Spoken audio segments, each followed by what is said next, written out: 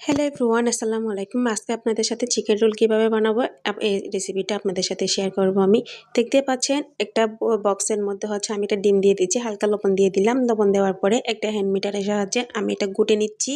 দিয়ে দিলাম ১ কাপ মতো ময়দা। তারপর একটু যেহেতু পানি বেশি হয়ে গেছে আমি ২ কাপ মতো দিয়েছি। আপনারা আপনাদের পরিমাণ মতো দিবেন। আপনারা কতটুকু রোল বানাবেন তার পরিমাণ মতো দিবেন।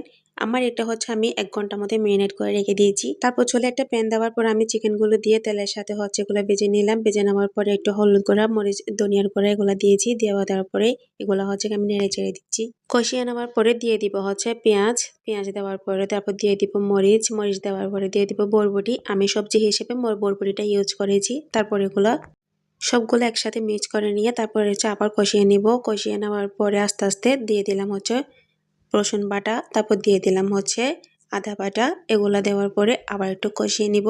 দিয়ে দিলাম সয়া সস, দিয়ে দিব টমেটো সস। আপনারা যদি সয়া সস না থাকে তাহলে এটা নাও দিতে পারেন। আমার বাসায় ছিল, আমি দিয়েছি।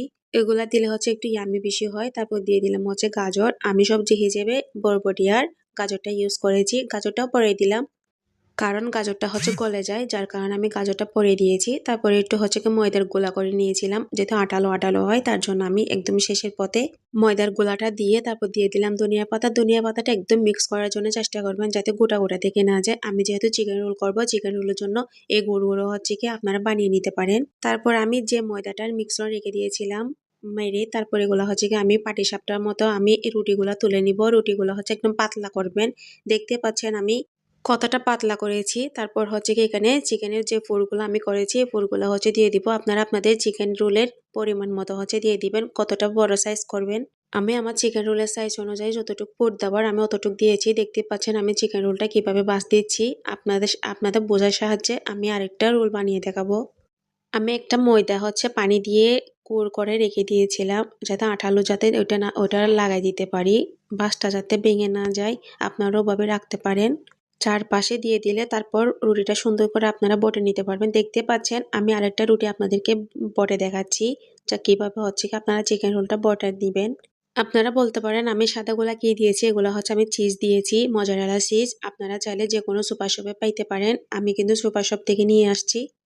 অলরেডি আমার চিকেন রোলগুলো বানানো শেষ। আমি দুইটা ডিম ফেটে নিয়েছিলাম। তারপর নিয়েছিলাম নিয়ে নিলাম ব্রেড গামস। ব্রেড গামসের মধ্যে আমি এগুলো চুবিয়ে নিব। চুবিয়ে নিয়ে একটার পরে একটা এরকম ডিমের মধ্যে চুবিয়ে তারপর ব্রেড গামসের মধ্যে চুবিয়ে নিয়ে একপাশে রেখে দিব। আস্তে আস্তে এভাবে সব রোলগুলো বানিয়ে নিব। বানিয়ে নেওয়ার পরে আমি একটা প্যানের মধ্যে তেল গরম করতে দিয়েছি। আপনারা তেলটা একটু বেশি গরম করবেন না, খেয়াল রাখবেন। যদি তেলটা বেশি গরম করেন চিকেন রোলগুলো পড়ে যাওয়ার সম্ভাবনা থাকে। দেখতে পাচ্ছেন আমি কত সুন্দরভাবে দিয়ে দিলাম। মাশাআল্লাহ, আমার চিকেন রোলগুলো অনেক সুন্দর হয়েছে। আজকে আমার রেসিপিটা আপনাদের কেমন লাগছে অবশ্যই জানাবেন। এভাবে ইউনিক রেসিপি পেতে আমার চ্যানেলে সাবস্ক্রাইব করে রাখবেন। আজকের মতো এখানে, আল্লাহ হাফেজ।